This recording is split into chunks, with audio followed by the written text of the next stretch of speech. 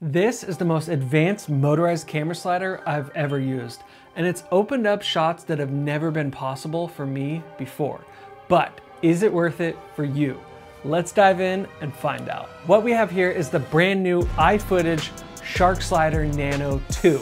And I actually saw this earlier this year at NAB in Vegas. These are our new sliders. Okay. This is the second generation, this is our first one.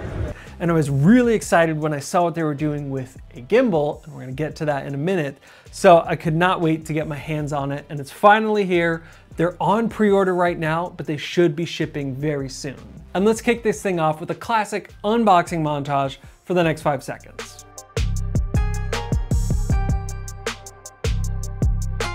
All right, now that you've seen how it comes out of the box, let's actually get it set up. The first thing you have to do is get this thing powered up. There's 3 ways to do this. I'll start with the most simple first. You can use a basic Sony NPF battery. It doesn't come with one of these, but there's a good chance you have one of these laying around to power up your monitor or some other accessory. So there's a slot right here on the side that it just clips into, and then you can hit this power button, just hold it down for a few seconds, and it powers right up. Now, this is going to give you the least amount of battery life of all of the options, but it's of course the most portable and lightweight and small, like easy to travel with. The next option is to use a USB-C power bank. And you can actually use any brand out there. This one specifically is made by iFootage and it pairs really nicely with this. This one is called the Electric Ray 140 watt battery grip. It has a built-in battery indicator, USB-C out port, and then it has a little 1/4-20 thread on the top. So you can actually screw this onto the bottom of the slider if you want a nice, easy place to store it. And then you're gonna be mounting it on top of, say, 2 light stands or 2 tripods on either side. You can just have this battery bank in the middle. And if you want to mount the slider on a single tripod, you can of course mount the battery bank on either side using one of the 1/4-20 threads on either end. Let's plug in the included USB-C cable that's braided, so that's really nice quality. Plug it in here, then right into the slider. And the final way that you can power up the slider is with the included power cable. So it's USB-C on one end, and then you can actually just plug this right into an outlet. So I've got one over here. If you are gonna be stationary in a studio all day, maybe filming an interview, you're definitely just gonna wanna plug it in and not use a battery. And now that we know how to power it, let's actually get a camera on there and have some fun. They include in the box a few different mounting plates. This is the basic mounting plate, just has a 1/4-20 thread on the top and also a 3/8 thread. This is really cool because it's got the hidden 1/4-20 thread inside. We're gonna mount up my Fujifilm X100VI, and then we're just gonna slide it right in and lock it down. All right, now let's program an actual sliding shot. At first, I was a bit confused how to do this and I was having some trouble because this was all locked up, but I'm gonna explain simply how to do it. There's a little lock icon in the top left, and that prevents you from moving the slider at all. But if you press the power button and the function button at the same time once, it unlocks and it automatically goes into the mode for setting your A and B points. I already have some set, but I'm gonna delete those and I can just move it with my hands. Here, the pan, I'm gonna have it point this way and I'll just leave it here and I'm gonna tap A. That's our A point. Now, I'm not gonna press B yet until I actually move this where I want to. Just go all the way to the right and I'm gonna pan the camera over and tap B. Now you can change the duration. It's there at 15 seconds by default. I'm just gonna tap the little timer and I'm going to change it down to 10 seconds. And then you can change the speed anywhere you want. Right now it's at 10%. I'll leave it there so it's nice and smooth. Then you have to tap standby. Should reset to the A point that I set earlier. There we go. That's what I did, just moving it with my hands. And now you can tap start. And by default, it's going to loop, but you can also turn that off. A quick little button there to tap and it'll just do it once. But normally you're gonna use this in a setting where you want it to loop back and forth. So there we go. Just doing a simple arcing shot from left to right. Now, obviously a move like this isn't earth shattering. There are sliders that are much cheaper that I've owned in the past that can do slides and just kind of arcing left and right. So to really get the most out of the new Shark Slider Nano 2, you wanna combine it with one of the DJI Gimbals, because then you can actually get the roll and tilt axis instead of just pan. Now, unfortunately, I've been using the RS3 Mini for the past year because I wanted something more lightweight, compact, and just kind of easy to carry, easy on my back. But there's been a few issues with this. One being that it can't carry a very heavy camera rig and the battery life isn't super long. So I actually just put this up on Facebook Marketplace last night and it's already sold. I'm gonna go meet with the buyer right now. Well, I sold my RS3 Mini and I headed to Best Buy because I found the gimbal there that I needed quickly. And luckily, it was actually open box.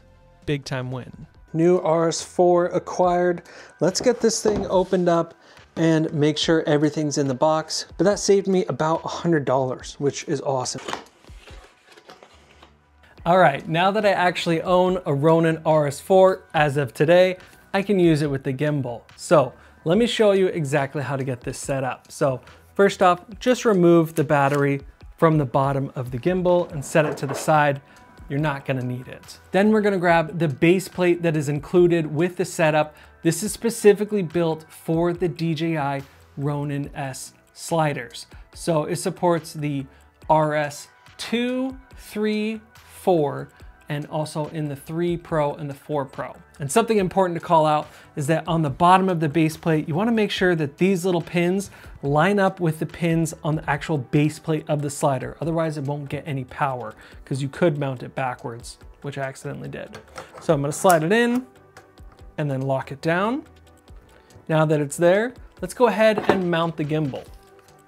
So you just slide this down and you do have to hold the little lever fully to the release on the gimbal. Then I'm gonna lock it down. And there's just one little connector cable that we need to add so the gimbal can fully communicate with the slider itself.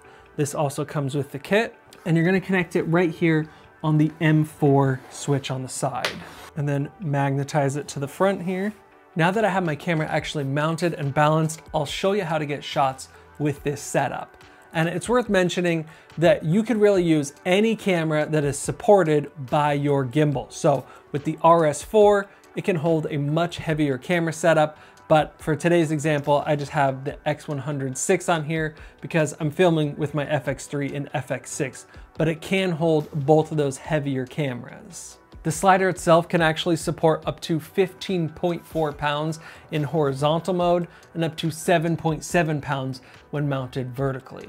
And the gimbal itself will not power up automatically when you turn on the slider. So just hit the power button on the side of your gimbal. So one setting that you do have to set on the gimbal first is the manual push mode. So you pull down from the top, tap into settings, and then scroll down until you get to push mode. You want to enable push pan and push tilt. Okay, so what we're gonna do here is I'm just going to move the gimbal itself, kind of point it up to the right here, kind of doing a dramatic shot here so you can see. I'm gonna set A, and then let's move this down the track. And I'm gonna go to the left and point the gimbal down. There we go. And we'll tap on B, tap standby. Should reset back to the point that I originally set. There it is, and hit start. And there we go. It's as easy as that. Really, really nice, smooth shot, completely programmed just using my hands, which I freaking love. I cannot overstate how amazing that is. You don't have to go into any of the joysticks on the gimbal itself. You don't have to use any joysticks or arrows on the slider to move it along. You can literally just physically put it where you want, frame up your shot exactly how you want for A and B, and hit go. There is an entire app for the slider called the iFootage Moco. You can download it on the App Store, and that allows you to actually control the gimbal as well and set the A and B points.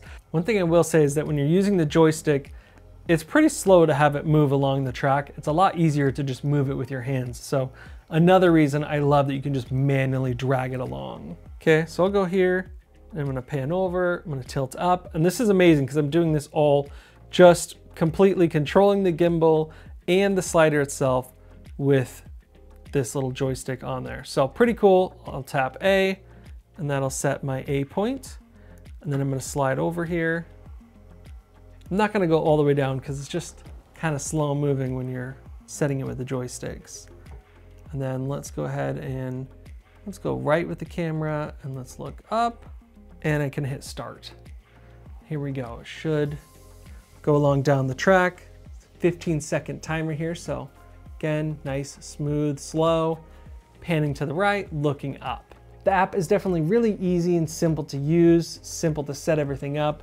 So if you want to do it that way, you absolutely can, or you can do it all manually just using your hands. And you can actually add up to 8 points, all the way up to H. So that's pretty cool. There are a few other modes that you can set with the slider. I'm not gonna go into depth in them in this video, maybe a future video if you guys would like to see it, but you can set up time lapse, stop motion, macro mode, panorama mode, and then you just have your basic settings. So let me show you another really cool shot that you can accomplish with this, because you have so many axes here to play with. You of course have your sliding, you have your tilt, and then you have your pan axes, but you also have roll. Now, something with the gimbal is you can't actually set the roll axis manually. It just bounces back. You have to set it with the app itself. So I'm gonna go ahead and set up this first one. Show you how I could kind of roll it like that. Okay, obviously this shot is totally whack. I don't know why you do this exact thing, but I just want to show you how you can control that. I've set the B point. Let's go to standby. So here you go. You're getting your full roll, pan, tilt, slide, everything all happening. You could just imagine the kind of creative shots you could get with something like this that were never possible before. Kind of like having your own little robotic arm. Now, something worth mentioning, if you didn't hear it already in the video, is the slider definitely has some noise to it. It's not extremely loud, but if you're recording audio in a quiet space, possibly doing like a close-up interview or something, there's a good chance that this is going to get picked up by the microphone, just depending on how close it is. Now, if you can have this slider a bit back and maybe you're using more of a zoom lens, I think it'll be fine. It's not going to pick it up, but being right here, my microphone is definitely picking up the noise that this slider makes. Of course, my microphone is right here, right next to it. Let's quickly talk about the build quality of the Nano 2. Honestly, this thing is built like a tank. It's mostly made of all aluminum. Then you've got your little carbon fiber rods here in the middle, and there are a few pieces of plastic, mostly around the buttons. The screen is really solid, nice, easy to use touchscreen, and then everything else on the bottom, all nice metal construction with the different threads for mounting it onto a tripod or 2 light stands. And I think this slider is gonna hold up just as well as my original iFootage Shark Slider, the first manual one with the flywheel. I absolutely love that slider. I still kind of miss it, and I used it for 5 or 6 years. Absolute workhorse and tank. Now let's talk about pricing. So they have 2 different models, a shorter version and a longer version. This is the longer version and it comes in at $750 US. Now that does not include the power bank that you see here, or of course the gimbal. And honestly, for a motorized camera slider, that is a steal. I've seen a lot of camera sliders getting into the $2,000 and $3,000 range when they're motorized. If you already have a Ronin, like say the RS2 or the RS3, you're not gonna have to spend any additional money to get this set up, which is absolutely incredible. But of course, if you need to buy it, this gimbal was about $550 brand new. I got an open box at Best Buy, saved $100. So in total, this whole setup, about $1,200, of course, excluding the camera. That is a steal for a 5-axis motorized camera slider with this much control. Just insane. And DJI Ronin being one of the most popular gimbals of all time, there's a good chance that you already have one that's compatible with this. All right, the gimbal should be able to operate even at a bit of an incline. So let's see here how this thing holds up with the heavy gimbal on there and the camera and everything. All right, let's just go full vertical.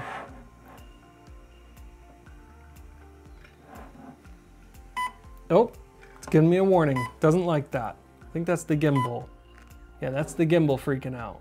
The slider's not having an issue with the vertical. It's just the gimbal that was saying, hey, what's happening here?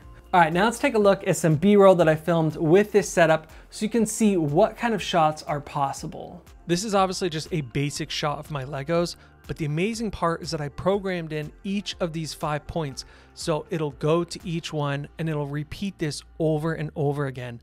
And to get something this smooth and repeatable would be really hard to do completely manually. So pretty amazing. Let's take a quick look at the carrying case that comes with the slider, because it's super high quality.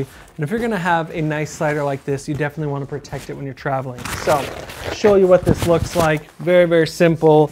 This is all actually a hard case. It's not floppy at all like some really cheap cases. And there's little Velcro straps to hold it in place.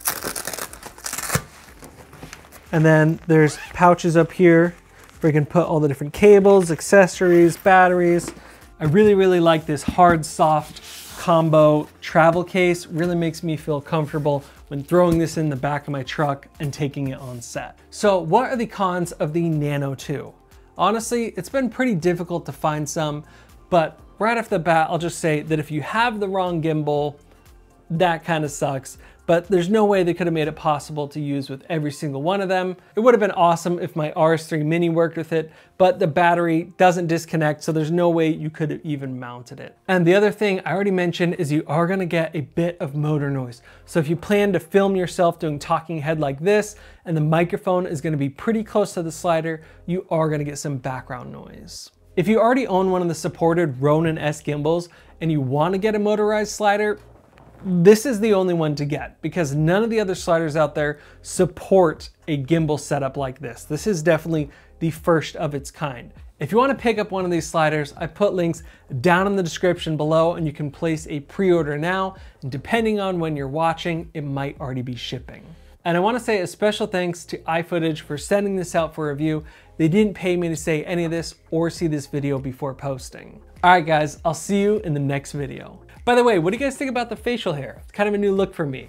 Yeah, it's light colored and it's a little bit blotchy, but it was no shave November, now it's December and I just left it. If you guys think I should shave it, comment below shave.